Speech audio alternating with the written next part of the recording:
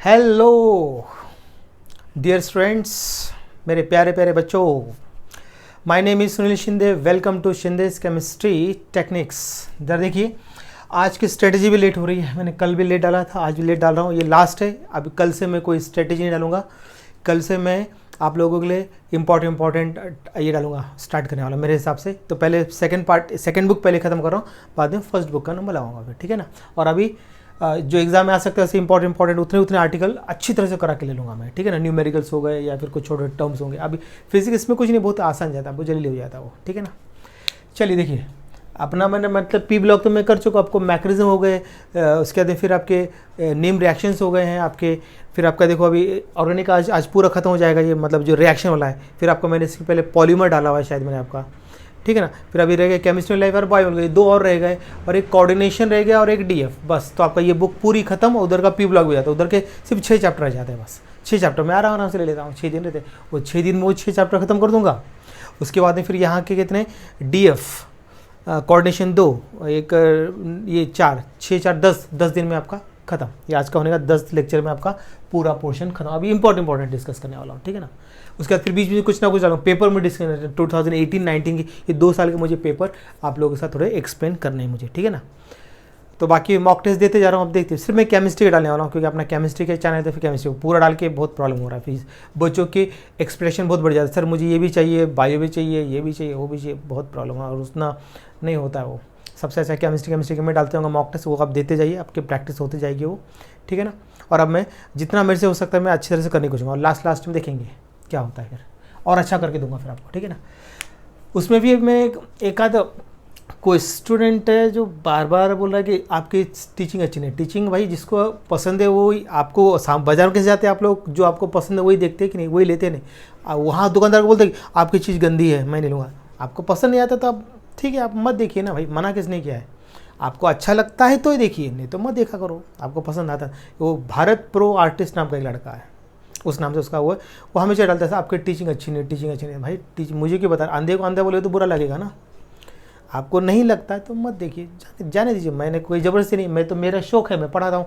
जिसको पसंद आया ठीक है, जिसको नहीं आया, उसमें क्या कर सकते हो, उसमें कुछ नहीं। अब आपकी भी हर चीज़ अच्छी नहीं होगी। जो अब वो भारत प्रो आर्टिस्ट जो बोल रहा है उसकी हर चीज़ अच्छी थोड़ी ना होगी। जब वो बोल रहा है, जब सामने वाले को भी एक उंगली करते हैं तो बाकी 3 उंगली आपकी तरफ रहती है, ठीक है ना। ज़्यादा ड्रॉ कभी भी अपना ड्रॉबैक बताने से पहले सामने वाले देखो, दूसरे को ड्रॉ बताया तो अपने में ज़्यादा गलतियाँ ढूंढो, है ना। कबीर ने क्या बोला, बुरा जो देखन मैं चला, बुरा ना मिलिया कोई, ठीक है। जब खुद में देखा तो मुझसे बुरा ना कोई, ऐसा है ना। तो उसके लिए छोड़िए वो सब बातें, लेकिन बता रहा हूँ ऐसा नहीं करना चाहिए। ये ध्यान रखना, उसको बता दे रहा हूँ मैं, ऐसा नहीं करना चाहिए कभी भी, ठीक है। आपको पसंद नहीं, आप मत देखिए।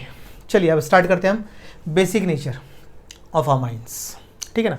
अमाइंस बेसिक नेचर क्यों होता है, देखिए एक तो होता है अमाइंस में लोन पेयर होता है। जो नाइट्रोजन होता है, नाइट्रोजन के पास होता है लोन पेयर, इसलिए इसको हम अमाइंस को बोलते हैं लेविस बेसिस। और ये लोन पेयर क्या करेगा, इलेक्ट्रॉन डेफिशिएंट स्पीसीज को डोनेट करता है ये लोन पेयर, ठीक है ना। तो ऐसा रहता है ये।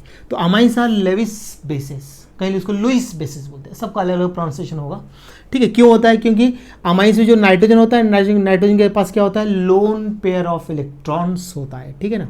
वो डोनेट होता है इसलिए, ठीक है। उसके बाद फिर दूसरा आपको याद रखना है, amines are Lowry Bronsted bases. Lowry Bronsted theory याद रखना है, proton acceptor, proton donor acid, proton acceptor base. ये प्रोटॉन एक्सेप्टर है क्योंकि इसे लोन पेयर है, इसलिए प्रोटॉन को एक्सेप्ट कर रहा है। यहाँ पे क्या बोल रहे हैं, लोन पेयर प्रेजेंट है और वो किसको डोनेट कर रहा है, इलेक्ट्रॉन डेफिशिएंट स्पीसीज को।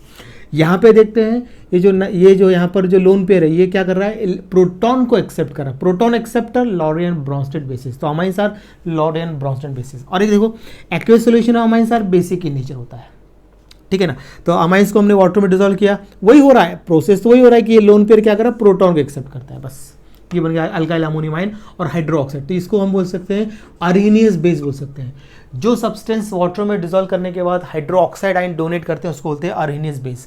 तो मतलब ये आपका जो अमाइंस है वो लेविस बेसिस भी हो गया है, लॉरियन ब्रॉन्स्टेड बेसिस भी हो गया है और अरेनियस बेस भी हो गया है। क्या हो गया यहाँ पर आपका, ये अरेनियस बेस भी हो गया है, ठीक है ना। अरहेनियस बेस भी हो गया है ऐसा, ठीक है। अब इसमें हमने क्या लगा दिया, यहाँ पर लॉ ऑफ मास एक्शन लगा दिया, तो प्रोडक्ट को ऊपर लिखते हैं एक्टिव मास में और रिएक्टेंट नीचे लिखते हैं। इसका जो वाटर है वो आपका कांस्टेंट में यहाँ पे आ जाएगा, ये है। अब केबी की वैल्यू जितनी ज़्यादा होगी उतना stronger base and vice versa, मतलब जितनी ज़्यादा वैल्यू होगी उतना ज़्यादा स्ट्रॉन्ग और जितना कम होगा उतना वीक बेस हो जाएगा। और अभी और एक होता है पी के मतलब आपको याद होगा पी के ए इक्वल्स टू होता है negative log to the base के ए, याद है। तो इसकी पी के की वैल्यू जितनी स्मॉल होगी उतना strong base and vice versa. ये बहुत काम के पॉइंट है, समझ में आ रहा है। और मैं टाइम वेस्ट बिल्कुल नहीं कर रहा हूँ, जितना लिख कर रहा हूँ। अगर मैं पूरा एक्सप्लेन करूँगा तो फिर तो बहुत लंबे लंबे लेक्चर हो जाएंगे, तो मैं आपका टाइम ही बचा रहा हूँ। क्योंकि अभी सभी की मेंटेलिटी कैसी हो गई है लॉकडाउन में कि सब बिल्कुल सुस्त हो गए हैं, लेजी हो गए हैं, ऐसा ज़्यादा करने की कुछ इच्छा नहीं हो रहा, तो कम में ज़्यादा करने की कोशिश करें। तो अभी जो लोग शॉर्ट में पढ़ा रहे हैं उनका वाह वाह हो रही है, जो डिटेल पढ़ा रहा है उसके ऐसा हो रहा है, ऐसा प्रॉब्लम है। तो ये इतना कर लिया, बहुत काम का है। और बताता हूँ, इतना आप कर लीजिए नोट डाउन। ओके, अब देखते हैं यहाँ पे एलिफेटिक अमाइंस जो होते हैं। Aliphatic amines are stronger bases than ammonia. Aliphatic amines मतलब मिथाइल इथाइल की बात करते हैं हम लोग। Aliphatic amines are stronger bases than ammonia.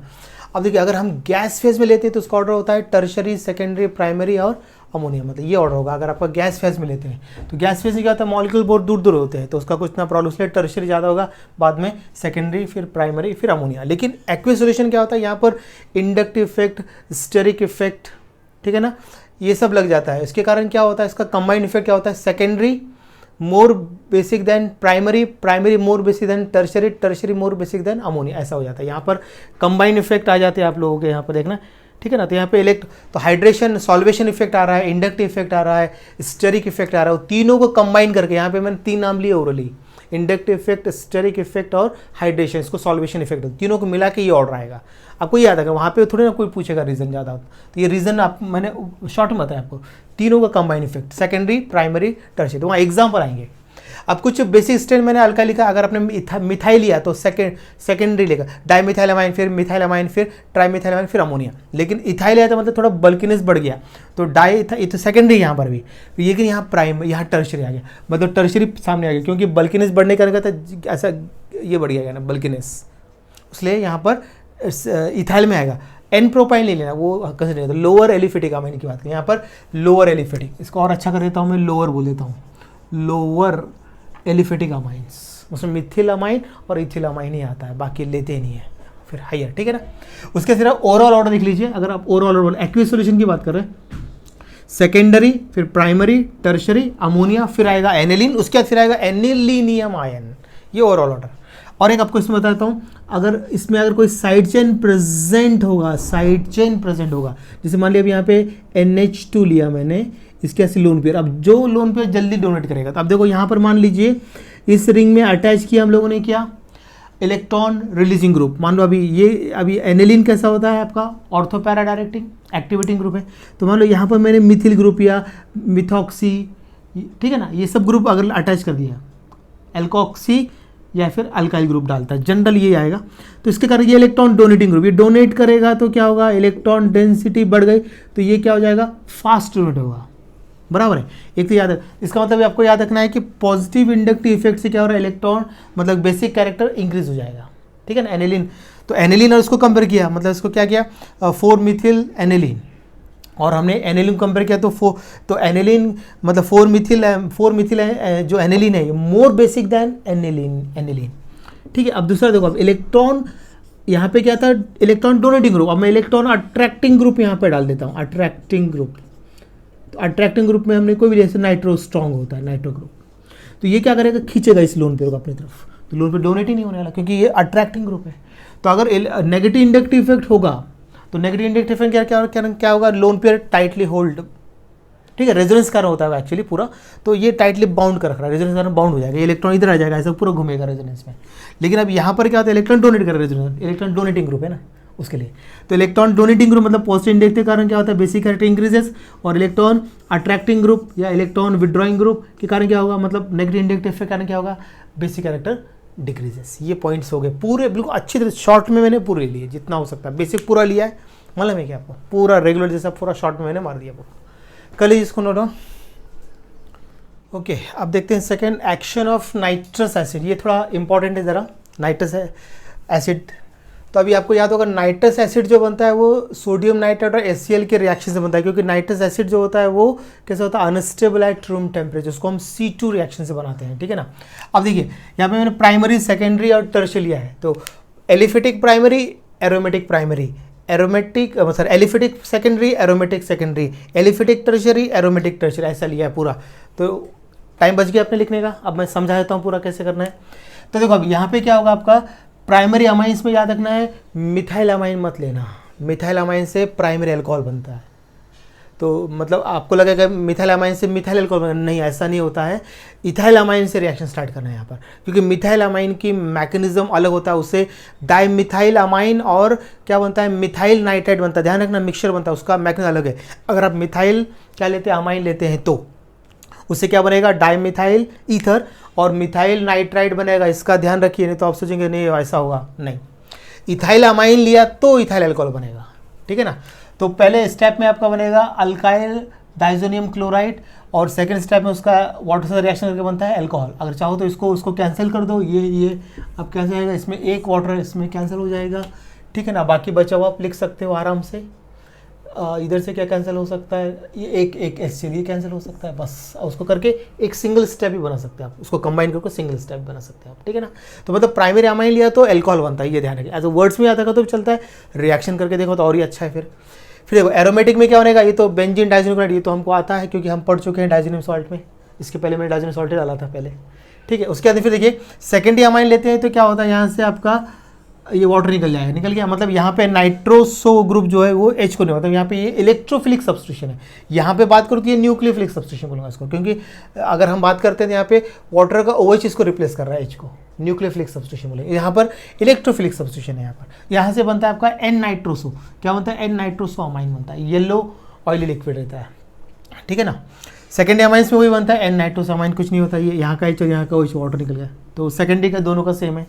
Tertiary में अगर हम एलिफेटिक लेते हैं तो यहाँ पे क्या बनता है, अल्काइल आपका बनता है नाइट्राइट, नाइट्राइट सॉल्ट बनता है। इसको नाइट्राइट सॉल्ट बनता है जो वाटर सॉल्युबल है, कोई विजिबल चेंज नहीं दिखता, इसलिए नो रिएक्शन होता है। लेकिन एरोमेटिक में क्या होता है, ये यहाँ पे रिंग में H है ना, यहाँ पे H नहीं है, due to absence of H क्या होता है, यहाँ पर नो रिएक्शन में कंसिडर होता है। ये इससे क्या होता है, आपका नाइट्राइट सॉल्ट बनता है जो वाटर सॉल्युबल है, कुछ नहीं, जैसे नमक डालते हैं ना, पानी में डाल दिया नमक डाल दिया NaCl, तो कोई भी चेंज दिखता है, केमिकल रिएक्शन सिर्फ डिसॉल्व होता है, वैसे हो जाएगा यहाँ पर।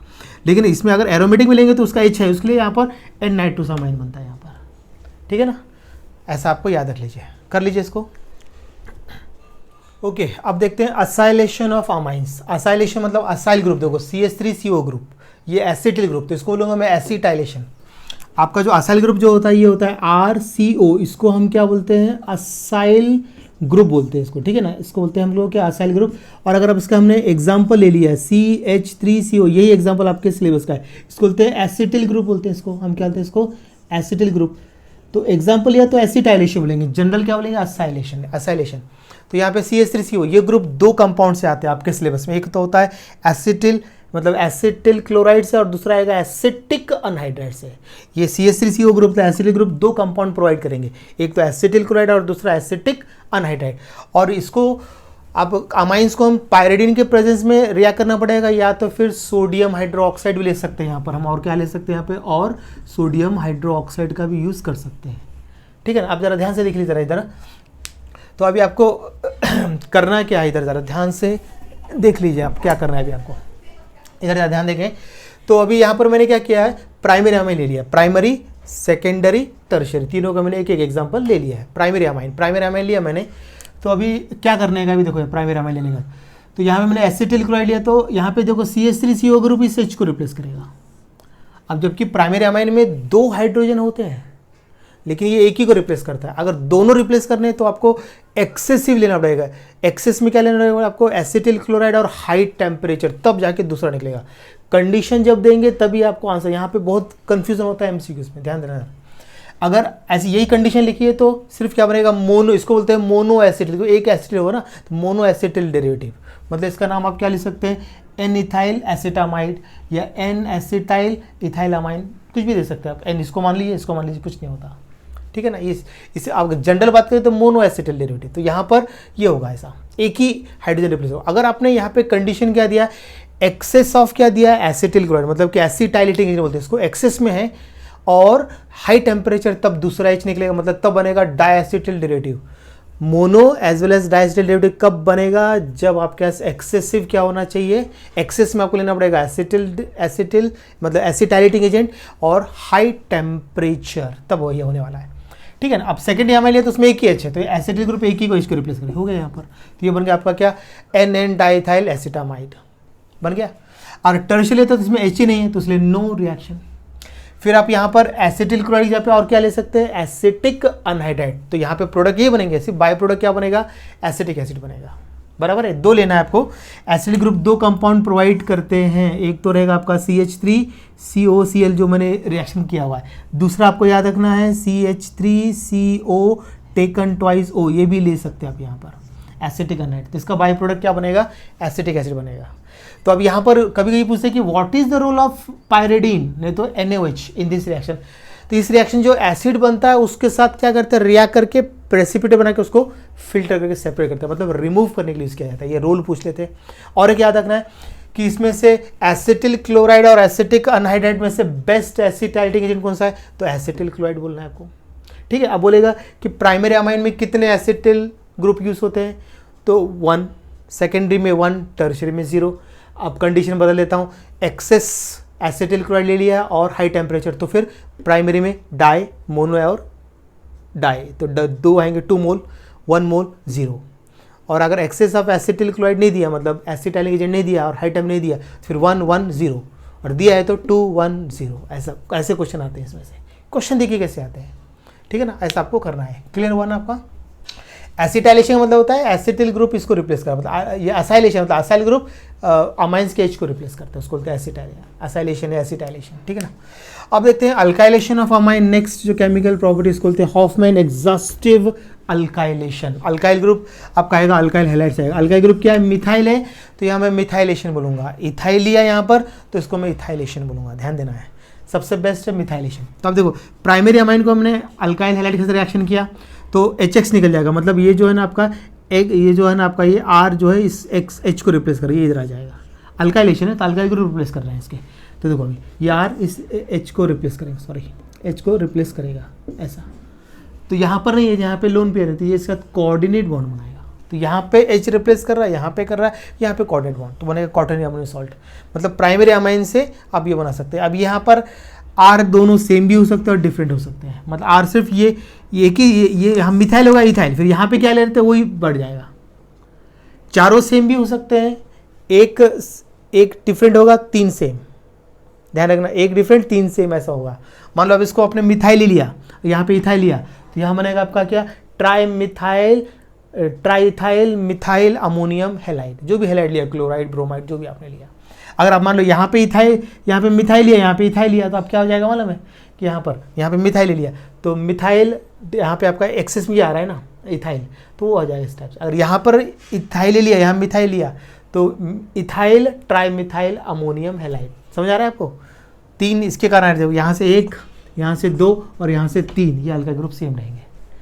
ठीक है ना, ऐसा आपको कर लेना है। तो कर लीजिए इसको नोट डाउन।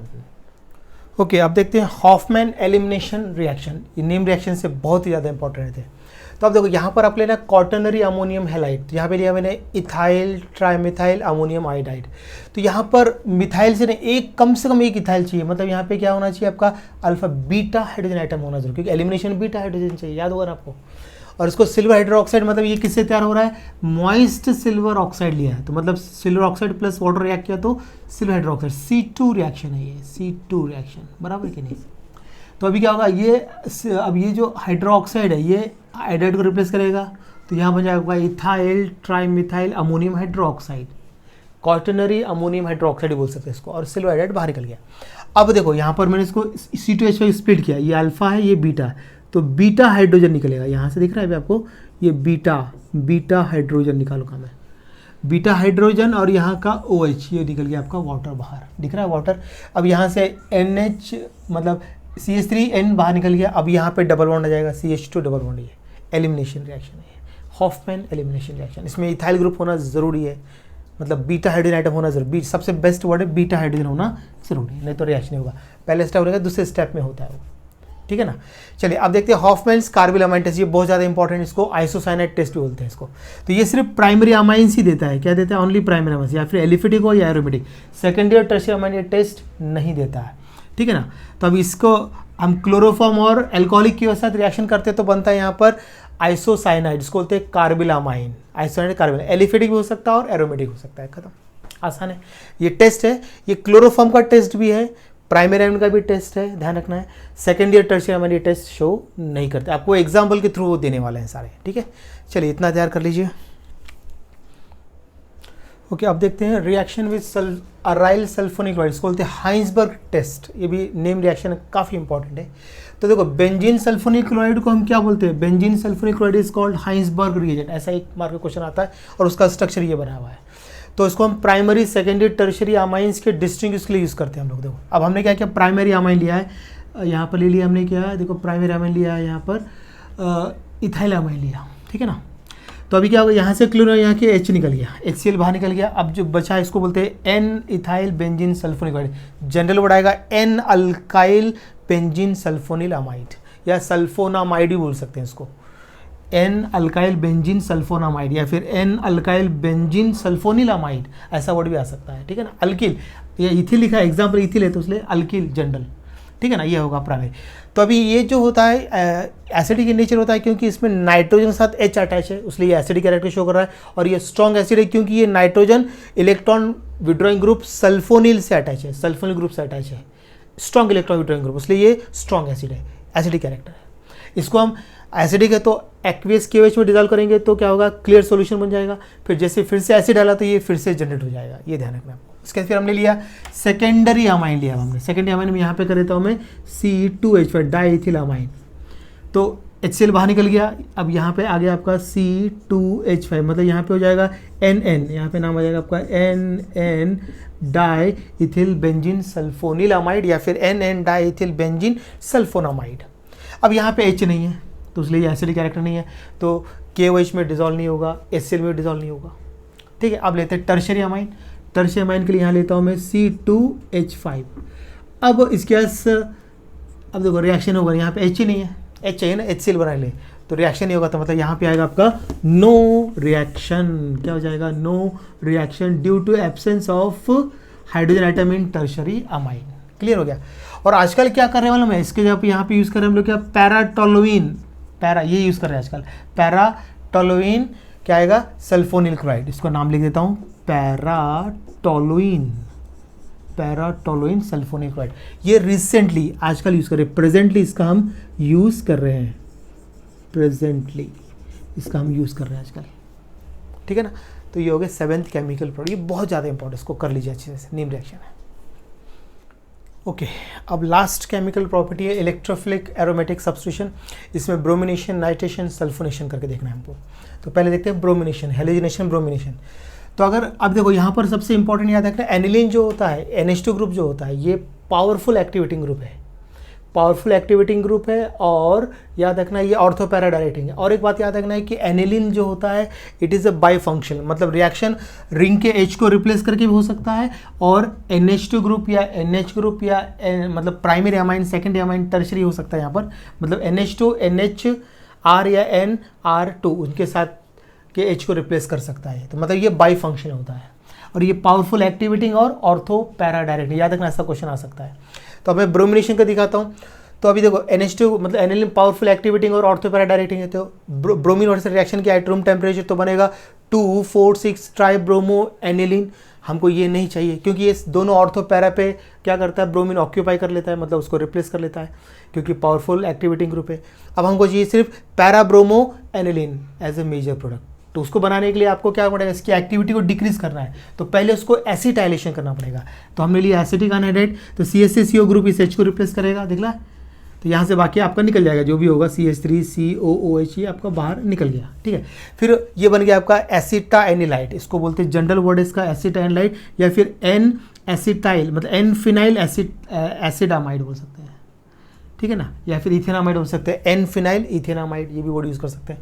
अब ब्रोमिनेशन होगा उसका इन एसिटिक एसिड में, तो ब्रोमीन क्या होगा, यहाँ पर आ जाएगा आपका पैरा पोजीशन पे, ठीक है। उसके बाद फिर उसका एसिड या अल्कलाइन हाइड्रोलाइज कर दो, तो यहाँ से आपका ये H यहाँ पे देखो, यहाँ पे H अटैच हो जाएगा और यहाँ पे OH, तो आपका एसिड बाहर आ जाएगा, बन गया आपका पैराब्रोमो एनिलीन।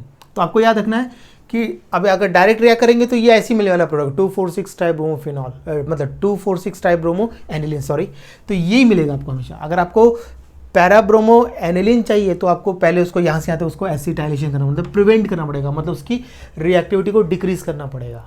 ये बहुत ज़्यादा रिएक्टिव है, तो अभी इसको डिक्रीज कर दिया। क्यों कर दिया? क्योंकि इसका लोन पेयर क्या होता है, रेजोनेंस में यूज़ हो जाता है। इसका लोन पेयर यूज़ होने के कारण फिर वो कोई काम का नहीं रह जाता, फिर वो मतलब उसकी जो एक्टिविटी वो डिक्रीज हो जाती है, मतलब काम का नहीं जाता, मतलब डिक्रीज हो जाती है, ऐसा आपको याद रखना है। तो कर लीजिए इसको नोट डाउन। ओके, अब देखते हैं नाइट्रेशन। एनिलीन का अगर हमने नाइट्रेशन कर दिया, मतलब नाइट्रेटिंग मिक्सचर से टेम्परेचर 288 केल्विन, तो आपको यहाँ 3 मिक्सचर मिलेंगे, ऑर्थो, मेटा और पैरा। पैरा मेजर है, तो अभी आपको मतलब कि एनिलीन जो होता है वो ऑर्थो पैरा मेटा कहाँ से आ गया कि देखो पहले एनिलीन क्या करेगा, कॉन्सेंट्रेटेड नाइट्रिक एसिड का रिएक्शन करके बना लेगा आपका क्या, एनिलीनियम आयन। तो अब एनिलीनियम आयन हो जाता है आपका मेटा डायरेक्टिंग। ध्यान रखना, ये बहुत इंपॉर्टेंट पॉइंट है। एनिलीन नाइट्रिक एसिड से रिएक्शन करके पहले बनाता है एनिलीनियम आयन। एनिलीनियम आयन किस नेचर का हो जाता है, मेटा डायरेक्टिंग। और एनिलीन आपको मालूम है ऑर्थो पैरा तो है, और अभी मेटा क्यों हो गया, क्योंकि वो एनिलीन आयन बनाता है नाइट्रिक एसिड, इसलिए इसका 3 मिक्सचर मिलते हैं, ortho, Meta, para, nitro, aniline. लेकिन हमको चाहिए मेजर प्रोडक्ट, बाकी दोनों से कोई मतलब नहीं है। तो अगर जब ये रिएक्शन करे तो ये तीनों बनने वाले, आप परेशान, आप क्या करेंगे? तो फिर वही एसिटाइलेशन, इसकी रिएक्टिविटी डिक्रीज कर दो ना भाई, इसकी जो रिएक्टिविटी इसको कम कर दो। एसिटाइलेशन यहाँ से लेके यहाँ तक सेम है जो मैंने पहले से बताया, देखो, ठीक है। तो ये CH3CO ग्रुप इस H को रिप्लेस करेगा, बन जाएगा आपका एसिटा एनिलाइड, मतलब आप बनेगा एन फिनाइल एसिटामाइड या एन फिनाइल इथेनामाइड, ऐसा आएगा। और उसको नाइट्रेशन कर दो आप, उसके बाद नाइट्रेशन कर दो तो पैरा पे नाइट्रो हो जाएगा, फिर उसका एसिड या अल्काइल हाइड्रोलाइज कर दो तो बन जाएगा आपका para nitro aniline, major product, खत्म। बहुत आसान है, ठीक है ना। कर लीजिए इसको नोट डाउन। ओके, अब लास्ट है सल्फोनेशन, ठीक है ना। तो एनिलीन को पहले कॉन्सेंट्रेटेड सल्फ्यूरिक एसिड रिएक्शन करना, तो इसके जो लोन पेयर है ये क्या इसके H को क्या करेगा, साथ कोऑर्डिनेट बॉन्ड बना लेगा, तो बन जाएगा एनिलीनियम हाइड्रोजन सल्फेट, मतलब उसकी रिएक्टिविटी डिक्रीज कर रहे हैं। फिर बाद में उसका सल्फोनेशन यहाँ से कर रहे हैं, यहाँ से यहाँ तक हमने उसकी एक्टिविटी को डिक्रीज कर दिया, जैसे हमने ब्रोमिनेशन और नाइट्रेशन में किया, एसिटाइलेशन कर, यहाँ एसिटाइलेशन है, यहाँ सल्फ्यूरिक एसिड से रिएक्शन करना है कॉन्सेंट्रेट, सिर्फ हीट नहीं करते, यहाँ पर हीट करना पड़ता है 453 टू 473 केल्विन, तो उसका सल्फोनेशन होगा इस कंडीशन में। तो यहाँ से ये पूरा पार्ट H सल्फ्यूरिक एसिड बाहर निकल जाएगा और यहाँ पे SO3H ऐड हो जाएगा, तो इसको बोलते हैं सल्फाइनिलिक एसिड या फिर para amino benzene sulphonic acid बोलते हैं इसको।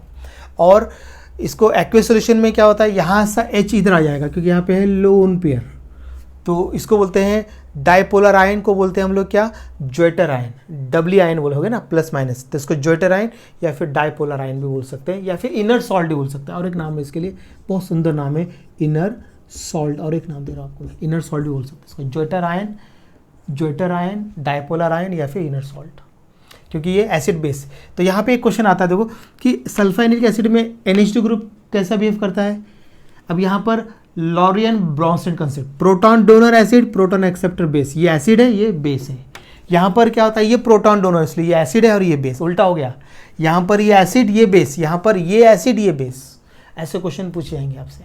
बाकी कुछ है नहीं इसके अंदर, रिएक्शन बोर्ड में सब लोगों ने बहुत बढ़िया याद किया हुआ इसको, ठीक है ना।